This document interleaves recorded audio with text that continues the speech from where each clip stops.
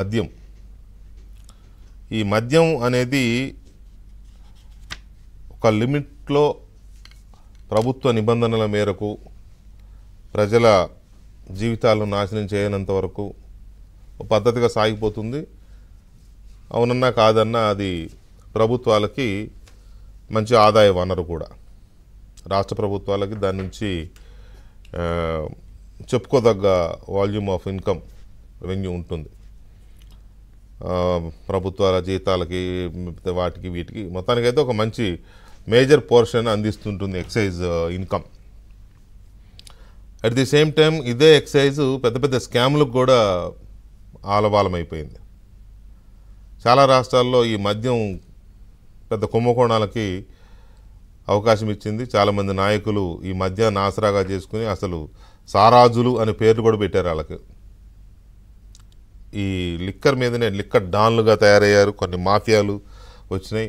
ఇవాళ మనం చూస్తున్నాం కదా, దేశవ్యాప్తంగా సంచలనం కలిగించిన Delhi liquor scam, Delhi files అని కూడా అంటున్నారు దాన్ని. దాంట్లో ఢిల్లీ సీఎం జైలుకి వెళ్ళి వచ్చారు. ఆల్రెడీ డిప్యూటీ సీఎం ఇంకా జైల్లోనే ఉన్నారు, బెయిల్ రాలేదు. మన ఎమ్మెల్సీ కల్వకుంట్ల కవిత గారు అక్కడ జైల్లోనే ఉన్నారు, తిహార్ జైల్లో. ఇంకా చాలామంది దీంట్లో జైలుకి వెళ్తున్నారు, వస్తున్నారు. కొంతమంది అప్రూవర్స్గా మారుతున్నారు. ఇదేంటంటే చాలామందికి అలవాటైన ఒక వ్యసనం ఈ మద్యం. ఆ వ్యసనాన్ని సొమ్ముగా మార్చుకునే క్రమంలో ఇలాంటి మాఫియాలు తయారవుతూ ఉన్నాయి. అయితే ఈ మాఫియాలన్నిటికీ ఈ రారాజు, ఈ మాఫియాలన్నిటికీ తల్లదన్నే మాఫియా ఆంధ్రప్రదేశ్లో జరిగింది మొన్నటి వరకు. 5 సంవత్సరాల పాటు ఆంధ్రప్రదేశ్ని ఒక ఊపేసిన mafia, liquor mafia. Jaganmohan Reddy గారు నేను మద్యం లేకుండా చేస్తాను, నియంత్రిస్తాను, నిషేధిస్తాను అని చెప్పి ఎన్నికల ముందు ప్రజలకు చెప్తే ఏదో అనుకున్నారు ప్రజలందరూ, అబ్బో నిజమే అనుకోని. ఆయన వచ్చి రాగానే మొత్తం అది తన ప్రధాన ఆదాయ వనరుగా వ్యాపార కేంద్రంగా మార్చుకున్నాడు. దాన్ని మార్చుకొని ఒకవైపు ఏమో దాన్ని గవర్నమెంట్ షాపులే, ప్రైవేట్ షాపులు లేవు. అంటే గవర్నమెంట్ అంటే తనదనమాట, మొత్తం గవర్నమెంట్ అంతా తనదే కాబట్టి గవర్నమెంటే లిక్కర్ వ్యాపారం చేస్తుంది. ప్రైవేట్ అంతకుముందు ప్రైవేట్ వాళ్ళకి ఇచ్చేవాళ్ళు, వేలంపాటల్లో షాపులు ఇచ్చేవాళ్ళు కదా. సో ప్రైవేట్కి ఇవ్వం అంటే తానే చేసుకుంటాడనమాట. అదే జరిగింది 5 ఏళ్ళు. తను తన మనుషులు 4-5 లిక్కర్ డాన్స్, ఆ లిక్కర్ డాన్సు ఆ లిక్కర్ వ్యాపారం చేశారు. అందులో సగం బ్లాక్, జీరో మాల్ అంటారు, సగం జీరో మాల్. దేశవ్యాప్తంగా డిజిటల్ మనీ జరుగుతుంటే చాలామంది గుర్తుండే ఉంటుంది. ఎక్కడైనా మనం రైతు బజార్కి వెళ్ళినా కూడా ఫోన్పే, గూగుల్ పే లేకపోతే ఇంకో కార్డు ఏదన్నా ఉంటే కూరగాయలు కూడా తెచ్చుకోవచ్చు. కానీ ఆంధ్రప్రదేశ్లో వైన్ షాప్కి వెళ్ళి బీరో, బ్రాందియో, విస్కీనో ఏదో ఒకటి కొనుక్కుంటే గూగుల్ పేలు, ఫోన్పేలు ఇవన్నీ నడవు. Cash, only cash. ఎందుకంటే ఆ క్యాష్ని ఇంటికి తీసుకెళ్ళిపోవచ్చు, సంచుల్లో కుక్కుని, పెద్ద పెద్ద గోని సంచుల్లో కుక్కుని తీసుకెళ్ళవచ్చు. అది జరిగింది 5 ఏళ్ళు. మరి దీన్ని అసలు మామూలు స్కామ్ అని కూడా కాదు, దీనికి ఇంకేదన్నా పేరు పెట్టాలి. దీన్ని తవ్వితే పెద్ద పెద్ద తిమింగలాలు సొరచేపలు బయటపడతాయి. ఆ తవ్వే కార్యక్రమం ఎంతవరకు జరుగుతోంది?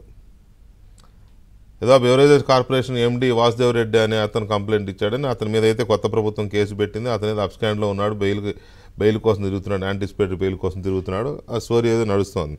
కానీ అందులో పెద్ద తలకాయలు ఉన్నాయి, 4-5 పెద్ద తలకాయలు ఉన్నాయి. మరి ఈ చిన్న చేపని పట్టి లాగితే తప్ప మరి ఆ సొరచేపలు రావని చూస్తుందా ప్రభుత్వం ఏంటో తెలియదు. కానీ దాంట్లో జాప్యం అయితే జరుగుతుంది. లిక్కర్ స్కామ్లో ఆ డాన్స్ని బయటికి లాగడానికి జాప్యం జరుగుతుంది, అందులో సందేహమే లేదు. అయితే ఇప్పుడు కొత్తగా ప్రభుత్వం వచ్చిన తర్వాత ఈ లిక్కర్ పాలసీని మార్చబోతోందా?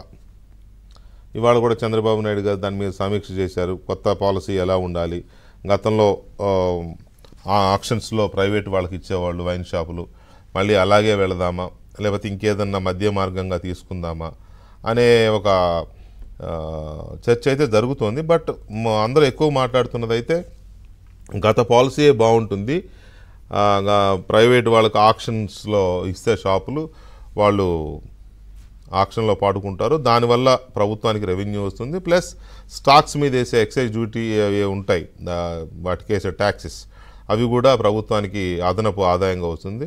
మొత్తం మీద 10 నుంచి 15 వేల కోట్ల రూపాయలు ప్రభుత్వానికి వచ్చే ఆదాయం. కాబట్టి అదే బెటర్, అంతకుముందున్న పాలసీ బెటర్ అనేది చాలామంది చెప్తున్నారు. మరి ప్రభుత్వం దాన్నే ఎంచుకుంటుందేమో తెలియదు. అయితే ఇక్కడ 2 రకాల ఇది ఉన్నది. ఒకటి, ప్రైవేట్ షాపులు ఉన్నప్పుడు బెల్ట్ షాపులు విపరీతంగా ఉంటాయి. బెల్ట్ షాపులు ఉండడము అంటే దాని అర్థం ప్రభుత్వం కళ్ళు కప్పి అమ్ముకోవడం. అది మళ్ళీ దానివల్ల ప్రభుత్వానికి నష్టం జరుగుతుంది. ఒకటి. రెండవది, అక్కడ ఈ నాటు మద్యమో లేదా నకిలీ మద్యం ఏదో అమ్మే ప్రమాదం కూడా ఉంటుంది. అట్లా కాకుండా అది కూడా అఫీషియల్ షాపే అయితే, అది కూడా లైసెన్స్డ్ అయితే, దెన్ అప్పుడు క్వాలిటీ లిక్కర్ ప్రభుత్వం చెప్తుండగా నాణ్యమైన మద్యం అనేది అమ్ముతుంది.